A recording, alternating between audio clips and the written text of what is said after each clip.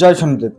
আজকে আলোচনা করব বৃশ্চিক রাশির সম্বন্ধে। বৃশ্চিক রাশি 2025 সালটা আপনাদের কেমন যাবে। তবে মনে রাখবেন, তিনটি গ্রহের উপরে বেস করে আমি রাশিফলটি বলবো। তিনটি গ্রহ অর্থাৎ শনি, রাহু এবং কেতু। এই তিনটি গ্রহ, রাহু আপনার পঞ্চম ঘর ছেড়ে চতুর্থ ঘরে গোচর করবে এবং শনিদেব আপনার চতুর্থ ঘর ছেড়ে আপনার পঞ্চম ঘরে গোচর করবে এবং কেতু হচ্ছে আপনার দশম ঘরে ভ্রমণ করবে। তো এর ফলে আপনাদের স্বাস্থ্য, অর্থ, কর্ম, প্রেম, বিবাহিত জীবন, বিদেশ যাত্রা, চাকরি, ব্যবসা, এই সবগুলি বিষয়ে কম বেশি আপনাদের সঙ্গে আলোচনা করব। তবে ডিটেলসে জানতে হলে আপনাদের অবশ্যই এই ভিডিওর নিচে কমেন্ট বক্সে আপনার জন্ম তারিখ, জন্ম সময় এবং কোথায় জন্মিয়েছেন এটা অবশ্যই সঠিক হওয়া চাই, লিখে পাঠান। এবং আপনার যে কোনো একটা প্রশ্ন যদি থাকে অবশ্যই লিখতেই পারেন। আমরা আপনার বলে দেবো যে আপনার রাশি কি, লগ্ন কি, নক্ষত্র কি আছে, মহাদশা অন্তর্দশা কি চলছে এবং সেটা কতদিন চলবে এবং ভালো না খারাপ, সঙ্গে আপনার প্রশ্নের উত্তর দেবো। সঙ্গে 2025 সালটা আপনাদের কেমন যাবে সেই বিষয় নিয়ে আলোচনা করব। তো যাই হোক, যদি আপনার রাশি বৃশ্চিক রাশি হয় তাহলে ভিডিওটি দেখতে পারেন, অথবা আপনার বৃশ্চিক লগ্ন তাহলেও আপনি ভিডিওটি দেখতে পারেন, অথবা আপনার নাম রাশি দিয়ে বৃশ্চিক রাশি তাহলেও কিন্তু আপনি ভিডিওটি দেখতে পারেন। তো বৃশ্চিক রাশির জন্য আজকের ভিডিওটি খুবই গুরুত্বপূর্ণ, কেননা বৃশ্চিক রাশির যে ঢাইয়া চলছিল এতদিন, 2.5 বছর, সে ঢাইয়া কিন্তু শেষ হলো। অতএব অনেকেই ভাববে যে এটা আনন্দের সময়। আমি বলবো যে না, আনন্দ করে লাভ নেই। আপনার হুঁশিয়ারের সঙ্গে কাজ বাজ করবেন, কেননা চতুর্থ ঘরে রাহু এবং পঞ্চমে আপনার কিন্তু শনিদেব ভ্রমণ করছে, সঙ্গে কেতু আপনার দশম ঘরে। তো কর্ম নিয়ে ডিস্টার্ব, পারিবারিক ঝামেলা, মায়ের স্বাস্থ্য নিয়ে কিছু প্রবলেম, জমি জায়গা প্রপার্টি, এগুলোর দিক থেকে একটু আপনারা ভালো রেজাল্ট পেতে পারেন।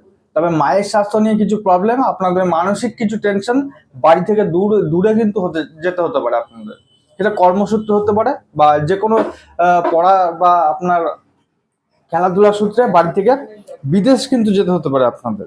এবার পঞ্চমে যদি দেখা যায় তাহলে পঞ্চমে আপনার শনি বসে আছে। পঞ্চমে শনি বিশেষ করে কাদের জন্য খারাপ ফল দেবে, যারা পড়াশোনার মধ্যে আছে তো তাদের জন্য একটু নেগেটিভ ফল দেবে শনিদেব, কারণ পরিশ্রম ছাড়া ফল দেবে না। কারণ সবসময় কিন্তু শনি সততার সঙ্গে চলে, যেরকম কর্ম সেরকম ফল। তো আপনাদের অবশ্যই পড়াশোনার দিকে একটু ধ্যান দেওয়া দরকার। এবং পেটের কিছু প্রবলেম আপনাদের ছোটখাটো দেখা দিতে পারে এই সময়, পেটে ব্যথা অথবা খাওয়া দাওয়া কমে যাওয়া, খিটখিটে একটা স্বভাব, এইগুলি কিন্তু আপনাদের দেখা যেতে পারে। সঙ্গে বড় এফেক্ট কাদের দেবে, যারা লাভ রিলেশনের মধ্যে আছেন তো তাদের জন্য কিন্তু বড় একটা ধাক্কা কিন্তু দিতে চলে যাবে এই শনিদেব। যদি আপনাদের প্রেমের মধ্যে সততা না থাকে তাহলে অবশ্যই এই প্রেম কিন্তু আপনাদের ব্রেকআপ করাবে। এবং যদি আপনার প্রেমে সততা থাকে তাহলে অবশ্যই আপনাদের এই রিলেশনটাকে মজবুত করাবে, দীর্ঘস্থায়ী করাবে। তো এই জায়গাটা একটা ভালো দেখা যাচ্ছে। কেতু আপনার বসে আছে দশম স্থানে।